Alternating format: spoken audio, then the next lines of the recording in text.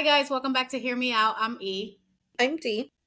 And today we're going to talk about part two of season three of Bridgerton. So I know we're a little late, but we're always on time still. So Dee apparently rewatched it. So she has the Bridgertons like in the forefront of her mind. But today we're going to, basically recap part two and, of course, give you our opinions on part two and season three overall. Yeah, so there's this article from Deadline that actually spoke with the Bridgerton showrunner, Jess Brownell, where she talked about the season 3 finale and the surprising twist to Francesca's love story. Whew. Okay, suffice to say, guys, spoilers, spoilers, spoilers. Warning, warning, warning. If you don't want this, go away for now. Then come back. Okay. So this was, like I said, an article by Deadline, written by Katie Campione, and it says, "Dearest gentle readers, the wait for Bridgerton Part 2 is finally over. And boy, there is a lot to unpack in the final 4 episodes of season 3. As showrunner Jess Brownell told Deadline, the back half is markedly different from the front half in terms of the way of the tension building. Below, Brunel takes a deep dive into the final 4 episodes of Bridgerton Season 3, particularly the final episodes, which brings Penelope and Colin's story to a satisfying close, while setting up plenty of threads for future seasons. Okay, so on Penelope and Colin. When we left Colin and Penelope in part 1, they seemed to be on cloud 9. Colin held his outstretched hand toward his carriage, beckoning for Penelope to come inside his home despite the late hour, to announce their hasty betrothal.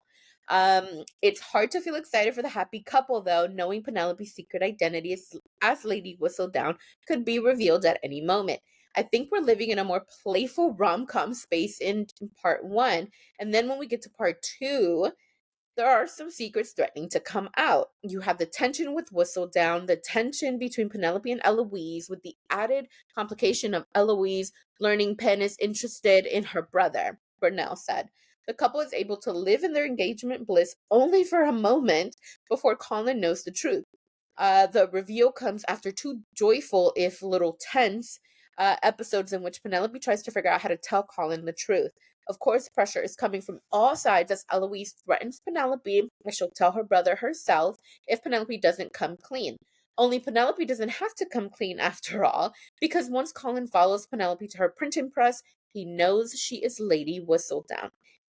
We held back on Colin finding out about the Whistledown piece too early because it felt like we had played out of the search for Whistledown for 2 seasons in season 1 and 2, so we wanted the rest of the story just for a moment and really enjoy Penelope's search for a husband, Burnell said, explaining that the writers wanted Lady Whistledown's identity to feel like a ticking time bomb hanging over their heads.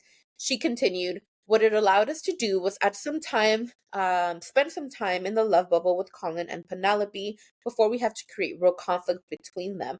Normally in season 1 and 2, we had to create conflict directly between the main couple, but because you have this gun that is threatening to go off, you can just enjoy Colin and Penelope knowing some tension is to come." So before we continue on to the next parts of it, what did we think about the Colin and Penelope story and how it ended in those last 4 episodes?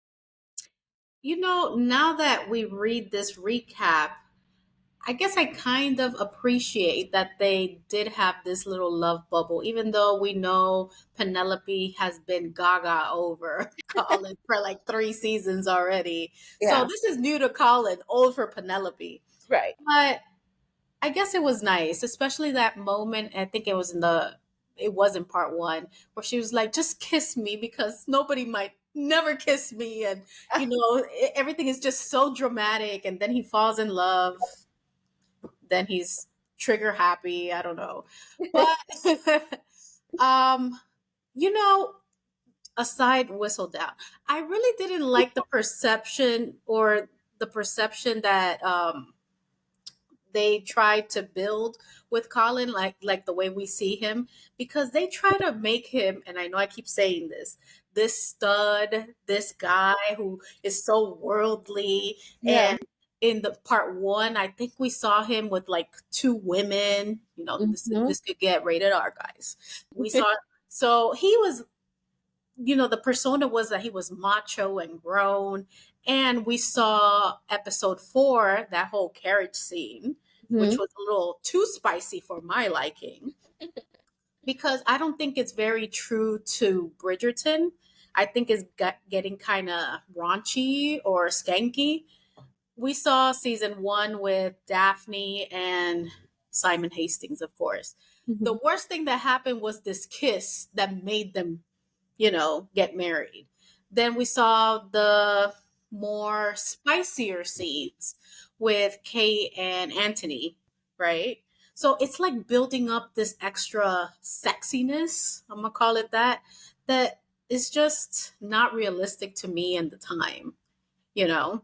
Mhm. Uh, but again, Colin, I think as soon as he finds out with Lady Whistledown, it's not believable when they're having this fight. It's like Penelope's having a fight with a child. And then all of a sudden, she goes from being prim and proper to this like hot and spicy scene in this like, shadow of a corner. And then again, he goes, uses his hands to we know what. And I'm like, bro, can we wait? Like, weren't y'all just arguing? It just didn't flow. I kind of believe Penelope's role more than Colin. I think they just try to like stuff it down our throats that he was the next one in line and this was going to be the love story, but he wasn't a good person for Penelope, if that makes sense. Like him himself, like they needed a grown man or somebody that really came into their manhood. Colin is still a kid. I know I went all around. I didn't even talk about Lady Whistledown, but I needed to get that off my chest. Like I hated it. What did you think? Oh. Um, I mean, honestly, I think I saw a lot of online chatter. People were really upset that we didn't get a lot of time with Colin and Penelope, and that it just kind of felt like it was more so glossed over, rushed, and everything. And I can see that for sure. I think the showrunner Jess Brownell, she did do them a disservice because it seems like she's trying to do her own vision of the show, as she's the new showrunner this season. And she just kind of utilized this season to really catapult what she wanted to do. It felt like she didn't care so much about this season. Mm-hmm. Um, and so I was disappointed in that we didn't get to see. I know you said it was too much of like, some little frisky scenes, but honestly, I think they didn't have enough intimate moments together because we saw a lot of that with Anthony and with Kate. We did see that once Simon and Daphne got married, they were going at it like jackrabbits all over that mansion. See, So but that's understandable to me. This extra stuff with I think it's just Colin that didn't sell me it is. It's this thing. Colin It's because Colin. it is because If the it way was that Simon, of course, we the go way right Simon was ahead. going at it, the way that Anthony was going at it, and it wasn't with his fingers, it was with another facial part of the body. And hello. So yes, I believe that your issue here really is with Colin. So I feel like we didn't get enough intimate scenes with Colin and Penelope. I Mhm. didn't like the way that he handled the whistle down thing, Yeah. um, because I felt like he kind of ruined like their first night of marriage, their honeymoon or whatever you want to call it. And it just kind of seemed like he was more sulking more so than anything else, and you could kind of see that it was more so that he was jealous of it versus, oh, you lied to me. Yeah. Um and and that's where it was just kind of like, oh, like I didn't care for that. Now, as far as we didn't get enough time building on their story, I can't fully agree with that because their story is different from the first two because we saw their story, in particular from Penelope's perspective, growing from season one. We knew that they were friends. We knew that they had affection towards one another. We knew that every time Colin left to gallivant around the world, he would receive letters from Penelope. So we already had this idea that Penelope and Colin were close. There was a friendship there. Um, so there was already some buildup. And I just think that this new showrunner, Jess Brownell, just fumbled it. So Mhm. that's kind of like what sucked. I think that even their wedding didn't feel as romantic as like, the other ones. And when we see at the end that they have a son together who's the new Lord Featherington, um and they seem happier and all that stuff, like we still see that, oh, Colin wrote a book, or he wrote something. Yeah. And then we ended with Penelope Bridgerton, right, being the author of the Mhm. Lady Whistledown stuff. So like, in a way, yes, like I'm happy they got their quote unquote happy ending, but I just wish that we would have seen a little bit like more of how we got to that point versus seeing all of this strife, because I feel like Penelope had already gone through so much in this season, instead of it being a season where she got like to have some real happiness. It's like she had happiness for 2 seconds and then it was stripped away the moment he found out she was whistled down, and then Cressida was trying to like blackmail her, and then when she finally does come out to the queen and she gives this big old speech, that also felt rushed. I Like, was so upset with that whole Lady Whistledown reveal yeah. because the queen has been obsessing about her for now 3 seasons to be Mhm. like, I found you and I forgive you. What? That doesn't even make sense. Yeah. That was truly disappointing.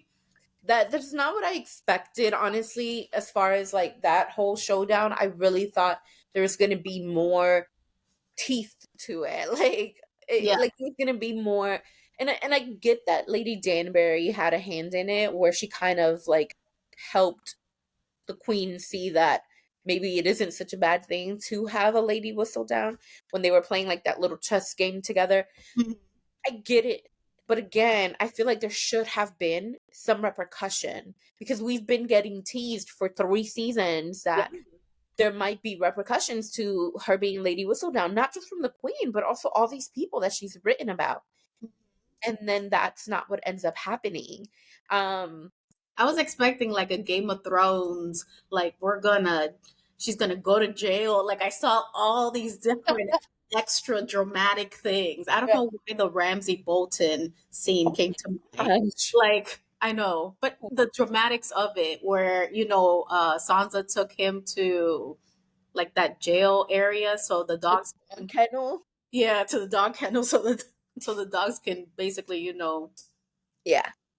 so not that dramatic, but go to jail. Maybe there's a trial. She pleads her case. Colin's by her side. We see like, that love story from jail develop. I know it sounds crazy, but I just don't like that there was the queen's sole emphasis is to go to balls and find out who Lady Whistledown is. And Yeah, once that she was did, it. it's like, what is the town without a little bit of gossip?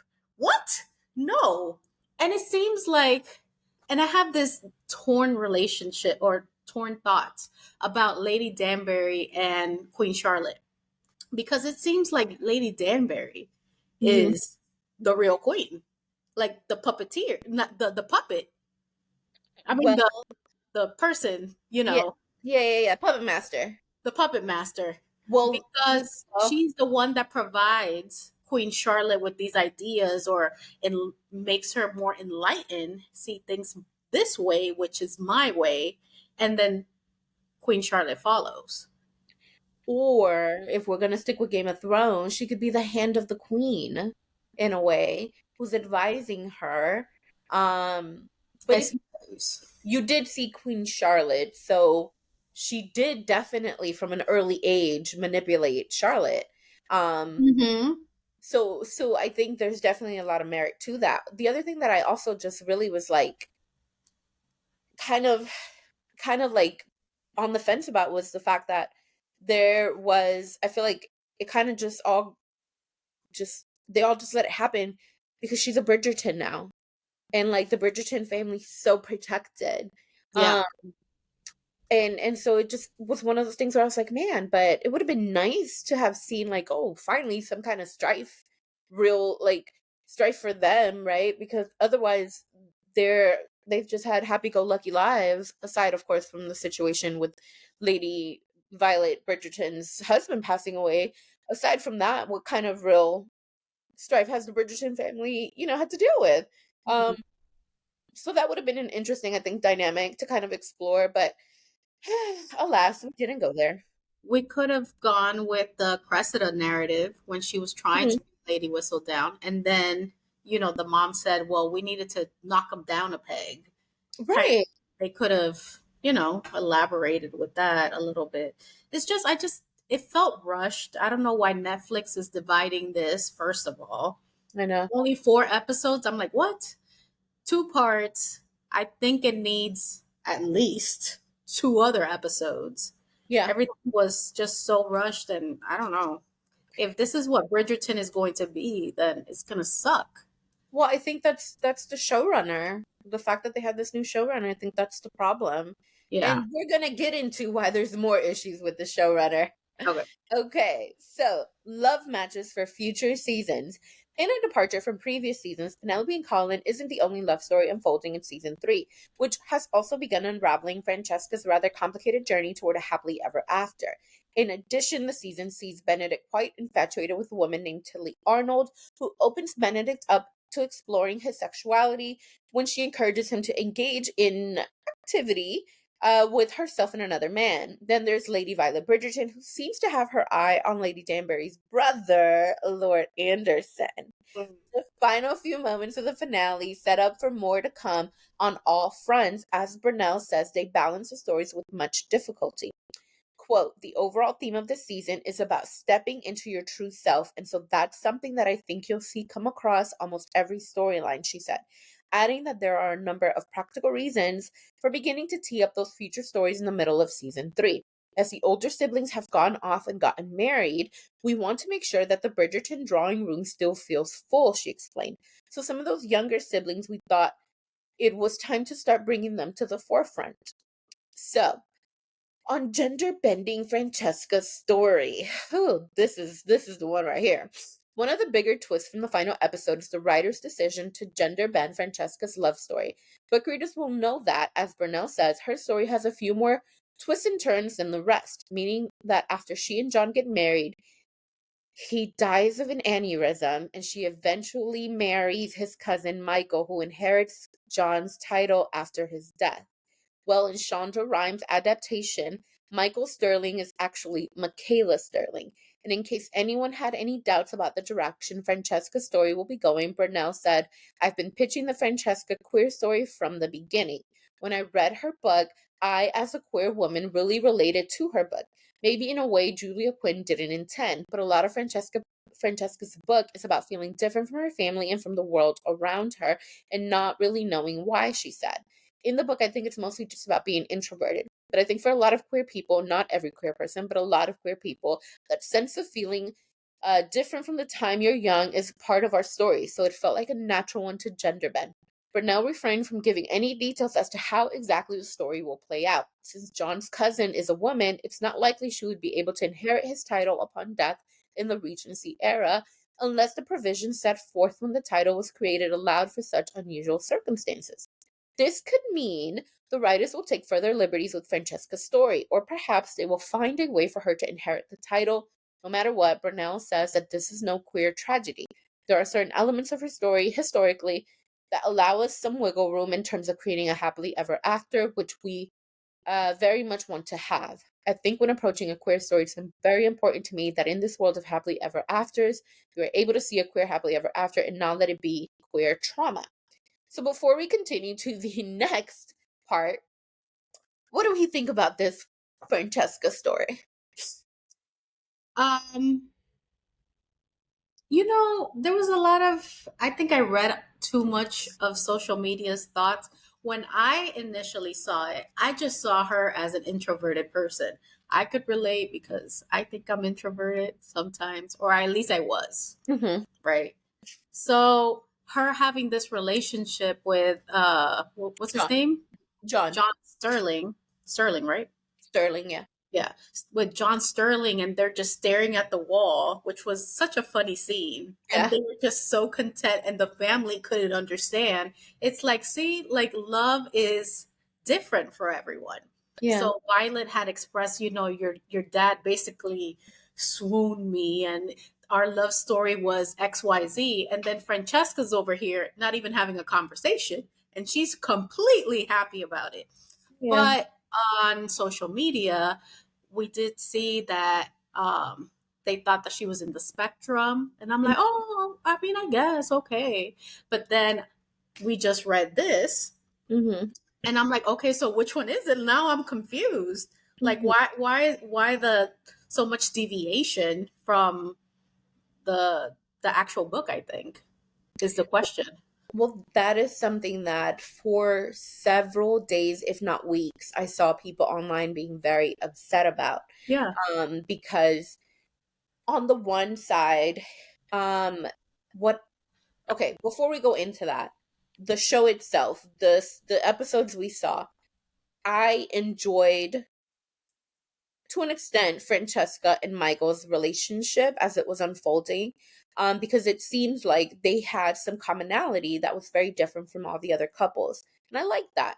Um, what I didn't like was that when like they were so like ready to get married, when they had their first kiss after being pronounced husband and wife, Francesca didn't look happy. Francesca looked confused. And I feel like, given what I've heard about the story in the books, I feel like that is like a slap in the face to the relationship that she has in the book with John. John was the love of her life, the first love of her life. They had a great love story. Yeah. And this kind of erases some of that because I feel like it takes away from it. And I know that a lot of people online kind of commented something similar. Because at the time when I saw the episode, I didn't fully know the story as written in the books by Julia Quinn. So when I saw her confused reaction, or like she just didn't look happy, when I saw that reaction, it pissed me off because I was like, wait a minute, I thought you actually loved this guy. Like, I thought you guys had a strange love, and it prevailed, despite what everybody was saying. But that, I think, I didn't find it strange because that would go to her introverted personality. You don't want to be the center of attention. No, no, of course not. But the vibe that I got from it was that she did not enjoy it. Really? Yeah. I And gotta rewatch it. and that's why I was like, but wait, hold on a minute. Like, you guys were so gung ho about getting married. I thought there was real love. And she Mhm. was very adamant telling Violet, like, this is just a different form of love. Yeah. And I thought that was a beautiful thing. But then we get to the whole Michael Michaela situation, and there's a scene in which, prior to her meeting Michaela, Violet tells Francesca how when she first met her father, she couldn't even remember her name. And Francesca tried to stop her, saying, you know that my love is different, blah blah blah blah. However, when she's introduced to Michaela, she forgets her name, which is a callback to what Violet said, which is in reference to how Violet fell for her father. So they're saying Francesca forgetting her name after meeting Michaela means that that's what she feels with Michaela. So all this season of trying to prove that there's different ways of love, that you don't have to have this great love story the way that Violet and her husband had, it Yeah. gets thrown out the window when she meets Michaela. So that felt very like disingenuous to the story they were trying to tell with Francesca and John. And that's what I didn't like. I didn't really care about the gender situation. I mean, whether it's a female or not, like, that's fine. Because I'm not a book reader, so it didn't affect me in the way that I know it did for a lot of book readers. But what I just did not like was them essentially like playing in our faces. Mhm. Don't come and tell me over here, oh, there's different ways of love.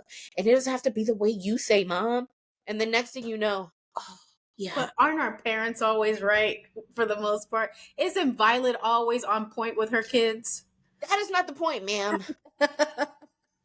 We are not talking about real life here. But Listen, Um, but just to address before we move on, with this whole love story thing, I hate the showrunner. I feel like there was so much going on. We had Yes. Penelope and Colin love story, Mm-hmm. or the ending of it. Then we saw the Cressida drama.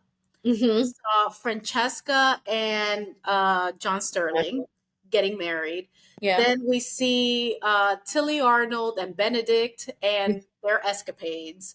We also see Violet possibly falling in love again with, Yes. yes, girl, Lord Anderson. with Lord Anderson. So they just, I understand that they have to introduce all these things to build on the Bridgerton universe, Yeah. but I think like it deflected from the Colin Penelope story because we're so focused on let's insert this. Yeah. And obviously there's so many levels to Francesca, let's say, that simple-minded Eldris here only saw, oh, she's introverted, love is different, but there were so many layers and I probably missed it because I'm so focused on 10,000 other things that are happening on the show, which now I need to rewatch. So I didn't like how, bombarded I felt with Yeah. all these different storylines. And let's not forget the Eloise Penelope drama. Right. Like, are they going to be friends again? Oh my God, no, and yes, and no, and yes. And then there's a wedding, then there's three babies at the end. Mm-hmm. Too much. Listen, Eight there, episodes, 1 hour each. and then there was also the Mondridges. Their son is now Oh yeah, in all of giving that the situation. bar. Yeah, and then the fact that Lady Featherington was being hounded by that solicitor because he knew that she Mhm. faked the paperwork, and then we also had the fact that Lady Danbury was beefing with her brother, and she was trying to like Yes, push all these females onto him. Way too much. too much. Kate and Anthony got pregnant and left to India. Like, They had oh, like two honeymoons. Like he just doesn't care about responsibilities. he does not. He's over it. He's He, done with it. he's like, let's meet the Shormas. I'm like, okay. Yeah, Let's forget about the Bridgerton estate. yeah. Let's go. Okay. Let's do that. So Oh, so and the sisters, Penelope sisters, which also. special shout out? They were the freaking highlight of the season. Hilarious. I absolutely love the Featherington sisters now. Um, and even their family dynamic also played, a part in the way in which things kind of became mended, Mhm. which I think is really ironic because we start off Bridgerton season 1, right? Where the Bridgerton family is this upstanding family. Everybody wants to be a part of it. Everybody wants to like be like them. Daphne becomes the diamond of the season, all of that. Whereas the Featheringtons are kind of like, you know, looked down upon and everything with their citrusy dresses and all that stuff. They're very flamboyant looks, right? Um, and Violet is so set on like her children marrying for love and everything. Whereas Portia, Lady Featherington, is more concerned with her daughter's safety as far as them being financially well off and having something to rely on. Real life problems. Listen, Portia has been villainized, and I am here to defend Portia because she's the real MVP. And Portia got you know what? She had a goal in mind, and she accomplished it. Because Mhm. all three of her girls are gone, and they've married well off. And they've gotten pregnant because they And didn't even know how to do that. it's in itself, my favorite line of the entire season. My favorite scene of the entire Right. season. They were So definitely the comic relief. We're like, girl, come on. No, we just kiss and then he leaves. just And she was like, oh God. why must you punish me this way? Listen, Portia's the real MVP, and y'all need to put some respect on Lady Featherington's name because she did what she had to do. She She did. did what she had to do. And I love the fact that at the end, Penelope gave the money for her sisters to have the sort of ball that they always wanted. And yeah, that like all three of them are there with their babies and all that stuff, which it's a little convenient that they all seem to be pretty close in age. Penelope, what was you doing? Anyway, Let me just point out that it's messed up that they had all these financial troubles and Penelope was stashing it on the floorboards. I'm just throwing it out there. I know she didn't get along with her mama, but so damn. so Uh-huh. I think that they didn't know the extent of the financial issues because Uh, Portia didn't really tell them about it. She didn't really, say much. Portia was focused on the goal. See, since season one, she's been focused. She's the most focused one of all. So, and I did love the fact that like after Colin put her in her place, she she kind felt of came around and realized what she'd done to Penelope all these years and how they kind of mended their relationship as well. So I really enjoyed the Featherington story overall. That would have been much better for us to have spent more time with them versus all these other different tangents that we were on that were giving me whiplash because I couldn't even tell you that Tilly's name was Tilly until I read it in this recap. I had no clue. Not for the life of me. I sure as hell can't remember the name of their threesome partner. Not at all. I think it was Paul. Girl, probably. Speaking of Paul, let's get into Benedict and his exploration. Okay.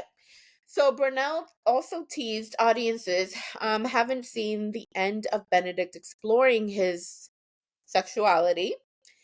In the final episode, Benedict turns Tilly down when she proposes they stop seeing other people, explaining that it's the first time he's felt empowered to be free of society's constructs and explore his desires in his own way. I think for me, when we talked about Benedict's storyline this season in the room, so many of us, including myself, felt like he reads as a queer character in season 1 and 2. So we felt like we wanted to make sense of that. She says of the decision for him to agree to Tilly and Paul's advances. You were right. I think his story, in many ways, across all the seasons, has been about learning how to be his true self when he doesn't feel like he completely fits into the world of the time. But he hasn't been sure in the past about how exactly to navigate that feeling, a little bit like an outsider. Benedict's relationship with Tilly, while over for now, will stay with him as he figures out what's next. Brownell describes Tilly as someone who also is of society but feels a little bit outside of it. She's in control of the way she navigates and circumvents the rules, which Benedict could learn a thing or two from. The very end of the episode teases Benedict's love match, Sophie, may be making her grand entrance soon, as Eloise, who is off to Scotland with Francesca, promises to be back in time for their mother's famous masquerade ball. That is, of course, where Benedict and Sophie first cross paths in the book. But Burnell adds, I think we'll continue that storyline of him exploring his fluidity going forward. This isn't the end of that. As far as Sophie, I can't say quite yet when she's popping up, but we'll be announcing more soon. So that was the recap. What did we think about Benedict's story? But wait, there was a Sophie? Did I miss this? Not yet. She's going to Oh, okay. I'm like, when did he meet her? I'm like, I'm done. This no. is over. Time out. We gotta go. She's thinking of the book. In the book, that's Oh, who okay, he okay. ends up with, is someone named Sophie. What do we think? I actually really enjoyed Benedict's love stories or like his exploration of who he is. I feel like since season one, he's always been true to himself. He's like, yeah, I'll take care of Anthony's lightweight, but then I'm gonna also be me. And, he was trying to explore, I think, was it art? Yeah.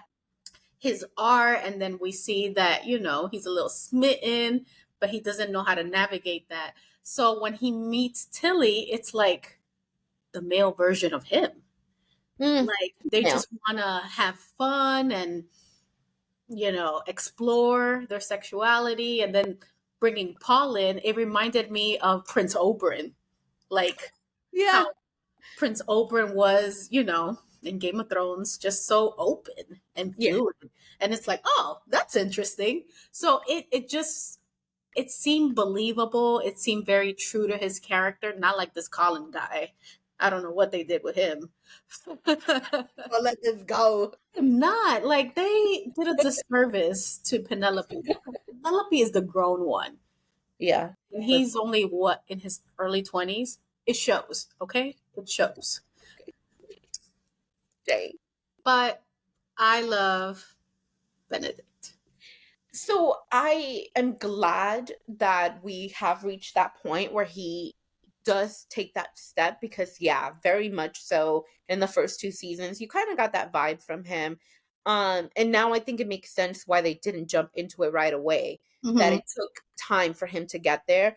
Um it's funny that you bring up Oberyn because I think one of the best characters on TV when it comes to fluidity is Oberyn Martell from Game of Thrones because he says, I want to be with you, you, and you. And I'm like, you do that, bro. Go ahead. Yes. Yes, and it's believable, and Whoever it you want. shows. Yeah, Yes, exactly. So I liked that, yeah. and that the Paul character did kind of give a little bit of that vibe, which I think kind of also helped him to be a little bit more open or Hmm. whatnot. Um, so I do like that Benedict is kind of this character in the family that has just been able to explore what he wants to, because it's in stark contrast to the sibling he seems closest to, which is Eloise. Eloise wants to do some of these things, right? She wants to explore. Not necessarily, her sexuality or anything, but like she just wants to be free. And Benedict is able to do that. But because Eloise is a lady, she can't do that during Regency era time. So it's good that she's able to like take off to Scotland and all that stuff. I'm interested to see what they're going to do next season with both Eloise and Benedict's stories.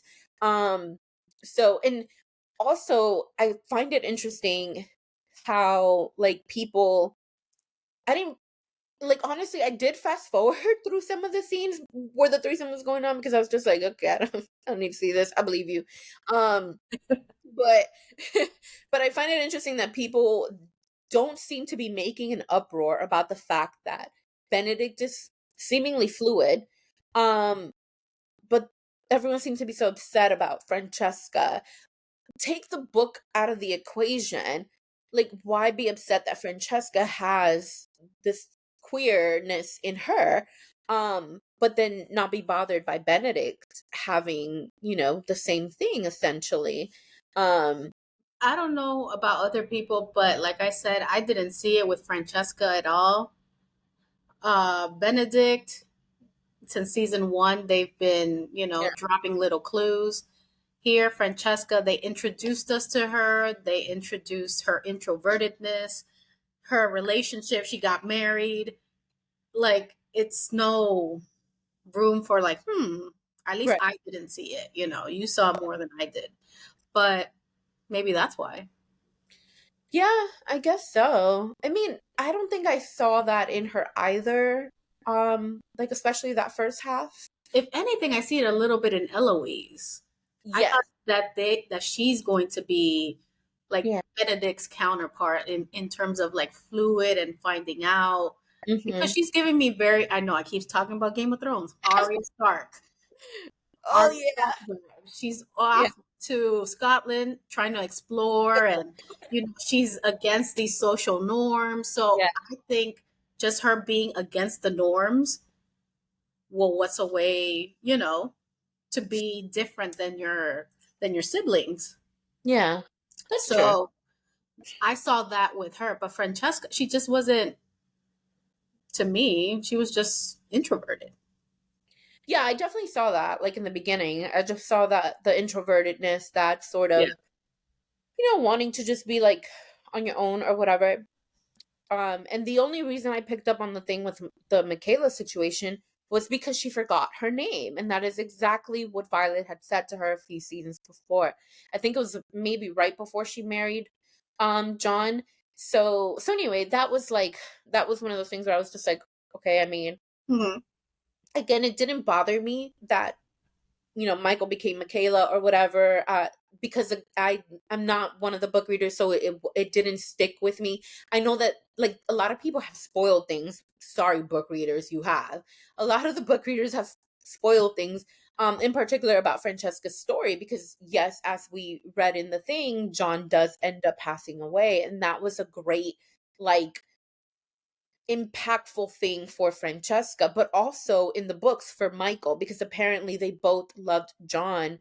Obviously, Michael as that was his cousin and they had a close relationship, and so they felt like this sort of guilt when they eventually fell in love. I think it took about a year or so before they ended up getting together.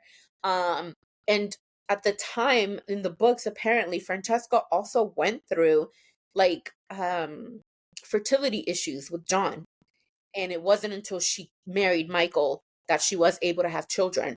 Oh, Um, okay. so people in on the internets, of course, are saying, well, how is that going to play out? Because obviously she won't be able to have kids with Michaela, not, you know, the same way. So anyway, it's going to be interesting to see how all of that unfolds, but I really, really hope that they don't make it so convoluted. This was just like way too much. And I Yeah, hope that they listen to the fans, at least on that part. Um, because it was just like unnecessary, really. I don't yeah. I don't think it needed to have so much. They just need to slow it down for season 4. I mean, which who's gonna be the main So person? the rumors right now are that it's going to be either Benedict or Eloise. Okay. Yeah. Because of the whole Sophie storyline, the masquerade ball, that's something that plays out in the books. That's where Mhm. Benedict meets Sophie. So supposedly that's the rumors that it might be Benedict's story. See, but I'm already gonna get upset in advance because I don't want Benedict to conform. I want Benedict to be who he is. I mean, unless he really falls in love and stuff, Yeah. but or if Sophie knows, he gonna have a little side piece on the side. I don't know. Hey, we've seen crazy things happen. You never know. Clearly, we've seen Colin and You his hands. leave that man alone. I can't, okay? I can't. Any last thoughts? Again, justice for Portia. She's a real MVP. Um, I am interested to see Lady Bridgerton get her garden tended uh by Lord Anderson. Lord Yes, Anderson is bring fine. back Lord Anderson. That would be a nice storyline. I hope that they just Yeah, leave that like a season exclusively for Violet, that'd just be to like recap, the dad, the Bridgerton dad, yeah, and loving at a I don't want to say an older age, but loving later in life, loving after someone passed. yeah. I think that they should like Oh, focus on those kinds of themes. so there's been a lot of fan clamoring for Lady Danbury to have her own season, Hmm. the way that they did for Queen Charlotte. I think it'd be awesome if they were to do it for Violet, where we see her in her younger years, and like you said, her with the husband, Hmm. the Bridgerton father, and everything, and then how she traverses this life with possibly with Lord Anderson, and I'm Hmm. sure, the feelings of guilt that she's going to feel and all of that until eventually she ends up giving in and having an actual like relationship with Lord Anderson. That'd be Yeah. a really cool show. I'd watch that for sure. And Queen Charlotte was executed to perfection. So Loved it. I Loved think, if Violet could be that way, I would be a happy camper. it. Yeah. Same. All right, guys, I know this was lengthy, but it had to be done. That concludes today's episode. What do you want to leave in the comments is the question. We covered a lot. We covered all the love stories. So Penelope and Colin, what do we think about that? Did we rush into it, or was it just inevitable? It's been, since season 1 that we know Penelope has feelings for him. So it was just obvious at this point to close it out. What did we think about Lady Whistledown and that whole showdown? Was it too quick? Because I hated it. But guys think it was okay? Like the queen should have just forgave? Did we want more dramatics, like jail time, a fine, bankruptcy? I don't know. What do we think about Benedict's story?